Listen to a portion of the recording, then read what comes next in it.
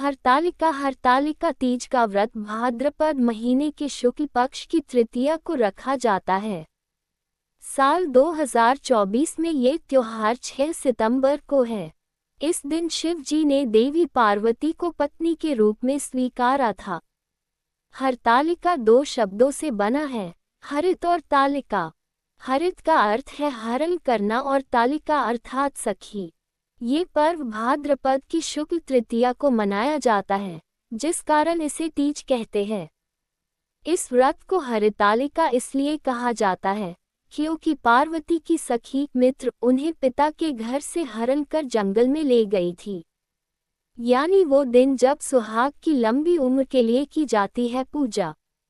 निर्जल व्रत रख मांगी जाती है सुहाग की लंबी उम्र की कामना और मांगा जाता है सुख समृद्धि का आशीर्वाद। शिव गौरी की पूजा का सही विधि विधान और इस व्रत की कथा। हरतालिका तीज व्रत कथा। लिंग पुराण की एक कथा के अनुसार मां पार्वती ने अपने पूर्व जन्म में भगवान शंकर को पति रूप में प्राप्त करने के लिए हिमालय पर गंगा के तट पर अपनी बाल्यावस्था में अधोमुखी होकर घोर तप किया।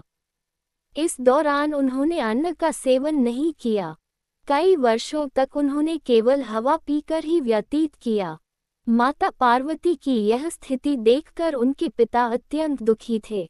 इसी दौरान एक दिन महर्षि नारद भगवान विष्णु की ओर से पार्वती जी के विवाह का प्रस्ताव लेकर मां पार्वती के पिता के पास पहुंचे, जिसे उन्होंने सहर्ष ही स्वीकार कर लिया। पिता ने जब मां पार्वती को उनके विवाह की बात बतलाई तो वह बहुत दुखी हो गई और जोर जोर से विलाप करने लगी। फिर एक सखी के पूछने पर माता ने उसे बताया कि वह ये कठोर व्रत भगवान शिव को पति रूप में प्राप्त करने के लिए कर रही है, जबकि उनके पिता उनका विवाह विष्णु से कराना चाहते हैं। तब सहेली की सलाह पर माता पार्वती घने वन में चली गई और वहां एक गुफा में जाकर भगवान शिव की आराधना में लीन हो गई। भाद्रपद तृतीया शुक्ल के दिन हस्त नक्षत्र को माता पार्वती ने रेत से शिवलिंग का निर्माण किया और भोलेनाथ की स्तुति में लीन होकर रात्रि जागरण किया। तब माता के इस कठोर तपस्या से प्रसन्न होकर भगवान शिव ने उन्हें दर्शन दिए और इच्छानुसार उनको अपनी पत्नी के रूप में स्वीकार कर लिया। मान्यता है कि इस दिन जो महिलाएं विधि विधान पूर्वक और पूर्ण निष्ठा से इस व्रत को करती हैं, वह अपने मन के अनुरूप पति को प्राप्त करती हैं। साथ ही यह पर्व दाम्पत्य जीवन में खुशी बरकरार रखने के उद्देश्य से भी मनाया जाता है।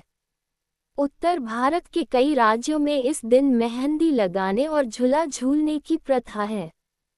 व्रत का समापन। इस व्रत के व्रती को शयन का निषेध है, इसके लिए उसे रात्रि में भजन कीर्तन के साथ रात्रि जागरण करना पड़ता है। प्रातःकाल स्नान करने के पश्चात श्रद्धा एवं भक्ति पूर्वक किसी सुपात्र सुहागिन महिला को श्रृंगार सामग्री, वस्त्र, खाद्य सामग्री, फल, मिठाई और यथाशक्ति आभूषण का दान करना चाहिए।